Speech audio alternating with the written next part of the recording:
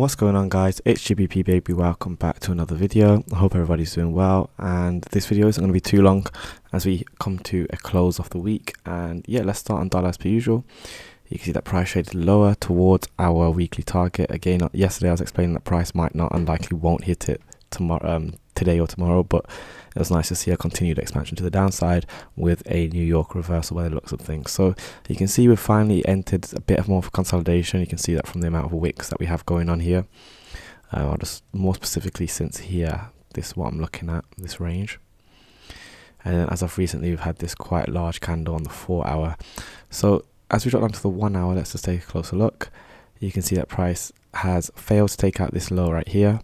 And then this is going to be a point of divergence, which I'll talk about once we get to euro and pound. But it's interesting to see price climb back up. So nonetheless, I am moving into tomorrow. I am looking to see price return back inside of the range. It's created a massive range. The most recent trading range is here to here.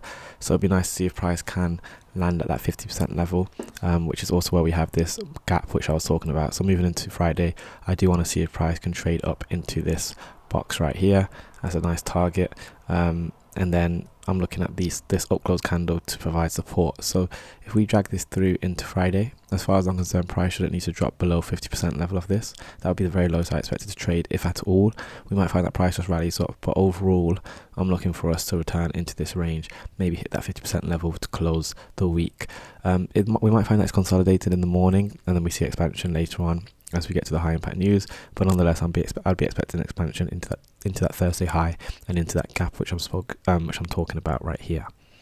So pretty simple. You can see it's also lined up with a fair value gap. As far as I'm concerned, that should be left open. That's a bullish fair value gap, and yeah, there's not really much more for me to say. I just think that it would be nice to get a nice Asia range and then price just rally up and try and fill this gap. Now you'll see that we did kind of trade into the 25% level, which is interesting because I did speak about that yesterday before this happened.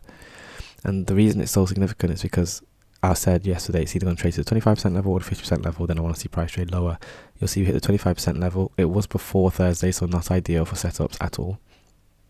But nonetheless, it's still relevant and shows you the importance of knowing these levels, because price respected it and then since then was able to trade lower and then enter this consolidation that we're currently in. So now, as far as I'm concerned, let's just go to this, the gap is actually from here to here, and that still remains relevant in that I'm expecting price to want to try and draw up towards that. So let's go to GBP USD. Sorry, you'll see that GBP's ran that high. Do note, dollar failed to take out that low, but GBP's managed to take out that high. So as far as I'm concerned, if we are going to see a higher dollar, that means that there might be some potential reversal on pound in terms of expansion to the downside. We have relatively equal lows below these Thursday lows, so let's get that delineated as a nice sell side target, assuming that we are able to roll into it on the back of the Asia range tonight. So moving into Friday, I'd like to see a continuation lower, and then we also have a breaker, high, low, higher, high, and then we have this level of displacement. So I'm looking at the last down close candle, which is right here. This is 15 minute, and ideally price doesn't trade above it. So it'll be a nice thing that price will be able to roll over into the new day, run the sell stops from Thursday's lows, and trade into this original bullish order block which I spoke about yesterday. So that's just something to take into account. Pretty simple, not really expecting too much, but it's nice to see that our target was hit. Because remember in yesterday's video I was saying how I'm looking for this buy side target to get hit, and you can see we've just ran those stops just now. So definitely go check out yesterday's video if you haven't yet. But it wasn't the cleanest of deliveries like it has been Monday, Tuesday, Wednesday. In all fairness, it's been quite dangerous, so to speak. So I'm just expecting a return back inside of its range. Again, we can look at the 50% level of this range, and that'll be my draw, and that's below this south side, below this low, and a fair value gap. So I'm looking for that return to equilibrium off the most recent range. Don't get me wrong, we created this range between this low and this high, but this was clearly our measuring point where I'm expecting price to want to return inside of. So I'm looking for internal liquidity now, especially now that it's run out those significant swing highs. So I hope that all makes sense. Let's finish up on Euro USD. Very quick video today, guys, and you'll see here again Euro has respected it in line with dollar. So pound's the only one that's misbehaving at this point. That's supporting dollar's movement in terms of not being able to take out that low. You see, so there's support.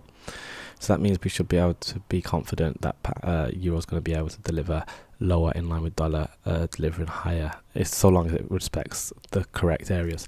I'm more specifically looking at this mitigation, high, low, lower, high. So I'm looking at the down movement. So I'm looking at this high to this low.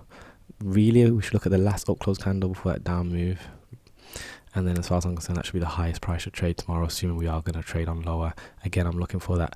I'll be looking for that Thursday low as a target, which is already delineated here. So let's get that made red. Give it a this, and then that should give us a nice draw for us to return back into this range. We can look at our trading range as well from this leg between this low and this high, and that 50% level is below these lows as well. So it might be a little bit more shallow moving into tomorrow, but we'll just have to wait and see. But next week should be very interesting nonetheless. So that's going to be everything, guys. I hope you found this insightful. Don't forget to drop a like, drop a comment, smash subscribe, join the Discord. All the links are in the description. I hope you found this week useful. And yeah, I'll catch you guys on Sunday. Peace.